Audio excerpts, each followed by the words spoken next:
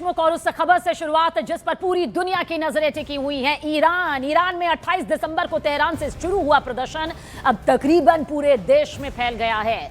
विरोध प्रदर्शन के दौरान हिंसा और आगजनी की घटनाएं लगातार तस्वीरों के जरिए सामने आ रही हैं। इस बीच ब्रिटिश अखबार द सन ने बहुत ही बड़ा दावा किया है। द सन की रिपोर्ट के मुताबिक ईरान हिंसा में मरने वालों की तादाद 12,000 तक पहुंच सकती है। इस रिपोर्ट की माने तो ईरान में प्रदर्शनकारियों पर सैन्य हथियारों का इस्तेमाल हुआ और आतंकवादी की तरह उन्हें ट्रीट किया गया। ये इस वक्त की सबसे अहम खबर।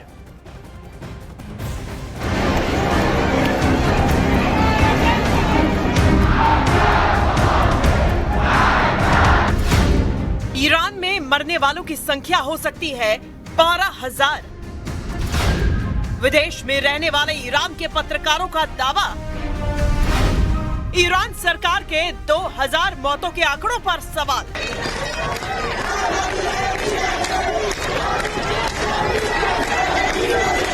ईरान में तनाव के बीच वहां की सरकार ने पहली बार मौत के आंकड़े बताया कि ईरान में सैकड़ों नहीं हजारों लोग मारे जा चुके हैं। ईरान के एक अधिकारी ने बताया, ईरान में जारी हिंसक प्रदर्शन में 2,000 लोगों की मौत हो चुकी है। मरने वालों में सुरक्षा कर्मी और प्रदर्शनकारी दोनों शामिल हैं। लेकिन इसी बीच विदेश में रहने वाले ईरान के पत्रकारों ने इस पर सवाल खड़े कर दिए। उन्होंने ईरान में मौतों से जुड़े ऐसे दावे किए कि कलेजा कांप जाए, क्योंकि एक अखबार ने दावा किया कि ईरान में सरकार के खिलाफ चल रहे विरोध प्रदर्शनों को कुचलने के दौरान मरने वालों की संख्या 12,000 तक हो सकती है। द सन की रिपोर्ट के मुताबिक कई प्रदर्शनकारियों को सीधे गोली मार दी गई। कई लोगों को गिरफ्तार करके बिना सुनवाई के मौत की सजा दे दी गई। विदेश में रह रहे ईरानी पत्रकारों और ईरानी इंटरनेशनल टीवी चैनल ने एक डॉक्टर को कोट किया और बताया कि सरकारी सूत्रों से बात करने के बाद साफ हुआ कि मौतों की संख्या 2,000 से कहीं ज्यादा है। चैनल ने इसे ईरान के इतिहास की सबसे बड़ी सामूहिक हत्या कहा है और कहा कि एक डॉक्टर जिसने ईरान में प्रदर्शन की 2 रातों में काम किया और उसने चैनल से बात की और बताया कि अस्पताल में 5 ऑपरेशन थिएटर्स लगातार चल रहे थे। अस्पताल के गलियारों में लाशें पड़ी थी। गोली लगने के घाव युद्ध में इस्तेमाल होने वाली गोलियों जैसे थे और उस डॉक्टर के मुताबिक साफ लग रहा था कि सबको मारने का आदेश दिया गया था। यानी जो दिख रहा है हालात उससे ज्यादा खराब है, या यूं कहें कि दर्दनाक और खतरनाक है, क्योंकि ईरान की सरकार सिर्फ 2,000 लोगों की मौत की पुष्टि कर रही है। हालांकि ये बात भी उसने पहली बार मानी और इसका ठीकरा उसने अमेरिका और इजराइल पर फोड़ा। साफ साफ कहा कि कुछ अज्ञात लोगों ने, जिन्हें वो आतंकवादी कहते हैं, उन्होंने विरोध प्रदर्शनों को हाईजैक कर लिया है। इस बीच ईरान में काम करने वाले एक सामाजिक कार्यकर्ता ने दावा किया कि ईरान में 1800 से ज्यादा प्रदर्शनकारी मौत की नींद सो चुके हैं। We have verified over 1,850 to be exact, protesters killed. We have 779 additional cases under review. And so this is an extraordinarily high number in and of itself. Iran में काम करने वाले कई सामाजिक कार्यकर्ता और मानवाधिकारी समूह पहले से कह रहे हैं कि वहां हजारों लोग की जान जा चुकी है, लेकिन सही आंकड़े नहीं आ पाए,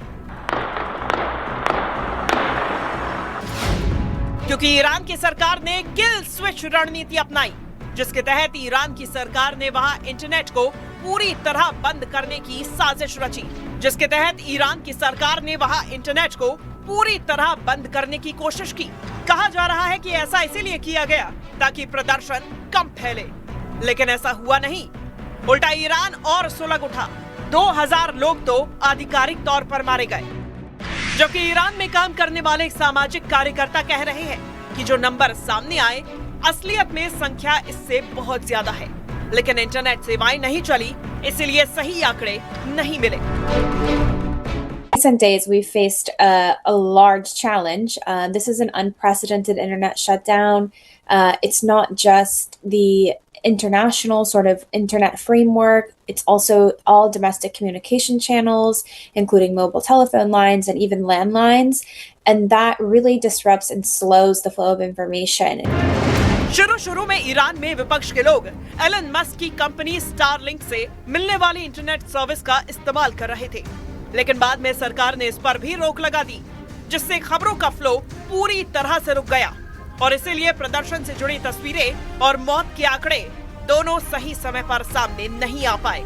लेकिन ईरान में जो हुआ या जो हो रहा है, दुनिया इससे बहुत ज्यादा देर तक बेखबर नहीं रह पाई, क्योंकि तस्वीरें भी आई और हजारों लोगों की मौत के आंकड़े भी।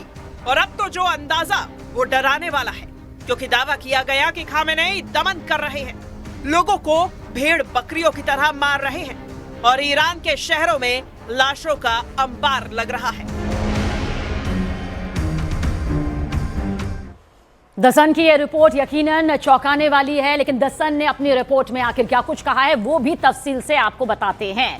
दरअसल द सन की जो ये रिपोर्ट सामने आई है उसमें द सन ने कहा कि ईरान हिंसा में मरने वालों की तादाद 12,000 पहुंच सकती है। ये द सन की रिपोर्ट में सामने आया है। सोचिए, जहां 2,000 से ज्यादा बताया जा रहा है, सीधे ये आंकड़ा 12,000। ये बड़ा दावा। आगे क्या कुछ कहा है वो भी आपको बताते हैं।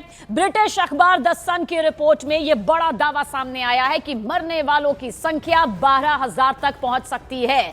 वहीं हिंसा के बाद ईरान के अस्पताल में मरीजों की जो तादाद है वो खचाखच भर चुकी है। यह भी द सन की रिपोर्ट में सामने आया, क्योंकि जिस तरह से प्रदर्शन बड़े स्तर पर है, उसके बाद अस्पताल मरीजों से भर गए हैं। यह इस रिपोर्ट के जरिए यहां पर सामने आया है। साथ ही साथ यह भी आपको बता दें कि इस रिपोर्ट में प्रदर्शनकारियों पर सैन्य हथियारों का इस्तेमाल हुआ है। यह बड़ा खुलासा कहा जा सकता है कि इस रिपोर्ट के जरिए हुआ है। प्रदर्शनकारी बड़ी संख्या में सड़कों पर है और उन पर सैन्य हथियारों का इस्तेमाल हुआ है। यानी कि जो आंदोलन रोकने के लिए इस्तेमाल किया जाता है वो नहीं, बल्कि सैन्य हथियार। प्रदर्शनकारियों पर मशीन गन तक इस्तेमाल हुई है। द सन की यह रिपोर्ट वाकई अपने आप में चौंकाने वाली और कई सवालों के साथ यहां पर खड़ी होती है। साथ ही देखिए, प्रदर्शनकारियों को सीधे गोली मारी गई है। इस रिपोर्ट के जरिए यह भी कहा गया है, यानी कि आतंकवादियों की तरह उन्हें ट्रीट किया गया है। बिना सुनवाई के मौत की सजा यहां पर सुनाई गई है। प्रदर्शनकारियों को आतंकवादी ठहराया जा रहा है और यही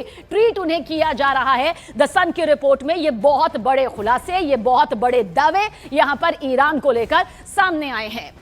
तो देखिए किस तरह से ये पूरी तस्वीर ईरान से सामने नजर आ रही है। ईरान में आज इरफान सुल्तानी नाम के एक नौजवान को फांसी पर लटका दिया जाएगा। ईरान में जारी विरोध प्रदर्शन भड़काने और खामेनेई सरकार के खिलाफ युद्ध छेड़ने के आरोप में ये पहली सजा दी जाएगी, वो भी सजाए मौत मुकर्रर की गई। इस सजा को लेकर मानवाधिकार संगठनों ने खामेनेई सरकार पर कई गंभीर आरोप लगाए हैं। देखिए, माना जा रहा है कि खामेनेई सरकार इस सजा से प्रदर्शनकारियों में खौफ का माहौल पैदा करना चाहती है।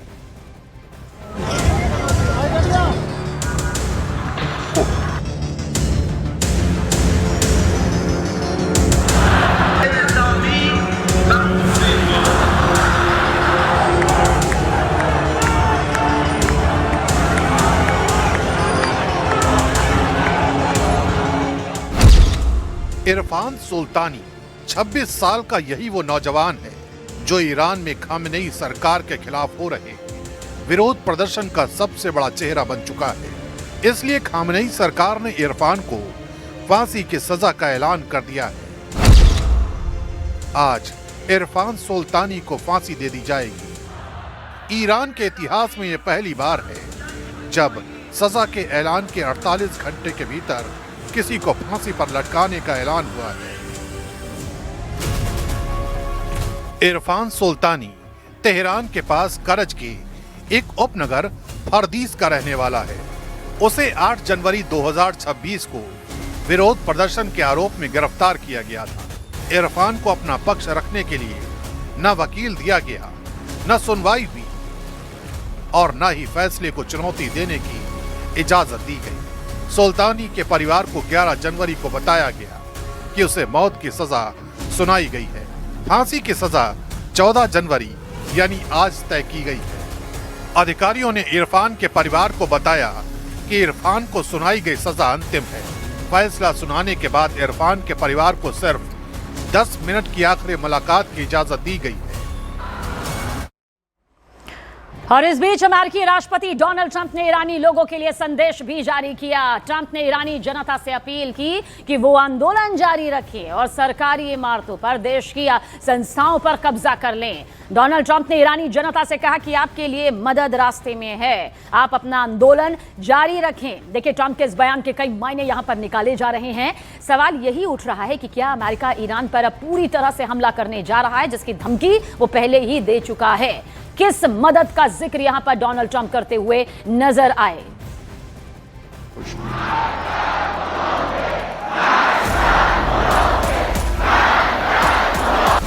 युद्ध के दरवाजे पर खड़ा Iran.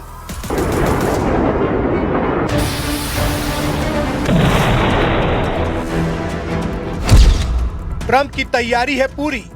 To all Iranian patriots, keep protesting.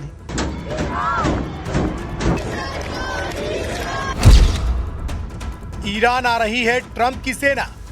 Save the name of the killers and the abusers that are abusing you. You're being. Iran की सड़कों पर उमड़ा ये सैलाब आने वाले भयंकर तूफान की दस्तक है। वो तूफान जो अमेरिका से ईरान की ओर बढ़ रहा है, क्योंकि ट्रंप ने बोल दिया है कि ईरान में खामेनेई के खिलाफ उमड़े जन सैलाब के लिए मदद आ रही है, और जब तक मदद नहीं पहुंचती वो यूं ही डटे रहे, प्रदर्शन करते रहे, खामेनेई सरकार की नाक में दम करते रहे। मुमकिन हो तो सरकारी संस्थानों पर कब्जा कर ले और उन लोगों को याद रखें जिन्होंने नरसंहार किया। To all Iranian patriots, keep protesting. Take over your institutions if possible, and save the name of the killers and the abusers that are abusing you. You're being very badly abused. I say save their names because they'll pay a very big price. Then I've canceled all meetings with the Iranian officials until the senseless killing of protesters stops. And all I say to them is help is on its way. I say make Iran great again. You know, it was a great country until these monsters came in and took it over. केवल Donald Trump ही नहीं, बरसों से वतन वापसी का सपना देख रहे ईरान के क्राउन प्रिंस रजा पहलवी ने भी ईरान के खामेनेई विरोधियों में जोश भरा है। उन्होंने ईरान की सेना को ललकारा, कहा कि वो ईरान की जनता का साथ दें क्योंकि वो ईरान की सेना है, ना कि इस्लामिक रिपब्लिक की। همیهنانم همانطور که در پیام قبلیم به شما گفتم، صدای شما و شجاعت شما رو جهانیان نه تنها دیدن و شنیدن، بلکه دارن اکنون اقدام میکنن. قاعدتاً تا به حال بایستی پیام رئیس جمهور امریکا رو در ضمن شنیده باشید. کمک در راه هست. مبارزه رو همطور که تا به حال انجام دادید ادامه میدید. نگذارید که این نظام شرایط رو عادی جلوه بکند. यानी खामेनेई के खिलाफ सड़कों पर उतरे लोगों का जोश हाई रखने के लिए ट्रंप और पहलवी दोनों ने संदेश भेजे हैं, ऐलान जंग कर दिया है, या यूं कहें कि ईरान में खामेनेई के खिलाफ विद्रोह की जो आग जली उसमें ट्रंप और रजा पहलवी के बयानों ने घी डाल दिया है। लोगों की प्रतिक्रिया आनी शुरू हो गई है क्योंकि लोगों का जवाब आया कि वो ट्रंप की मदद का इंतजार कर रहे हैं। जनाब rice जमहूर Amrika आقای ترامپ، ما ارتشی ها و تمام مردم ایران منتظریم که ما رو نجات بدید و از شر این رژیم ظالم رها کنید تا بتونیم ایران رو از نو بسازیم و همونطوری که راجع به آمریکا میگی، ما هم میخواهیم که بگیم to make Iran great again.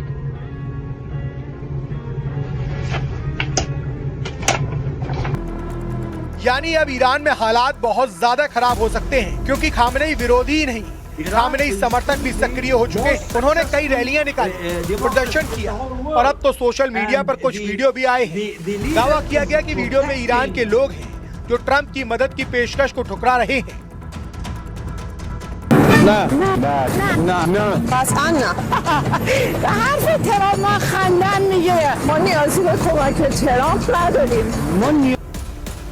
Khamenei समर्थकों ने केवल ट्रंप को ही नहीं बल्कि वतन वापसी की कोशिश में जुटे रजा पहलवी को भी धमकाया। एक महिला ने तो ये तक कह दिया कि जिसे हमने देश से कभी कुत्ते की तरह बाहर निकाल दिया था, उसे हम कभी वापस नहीं आने देंगे।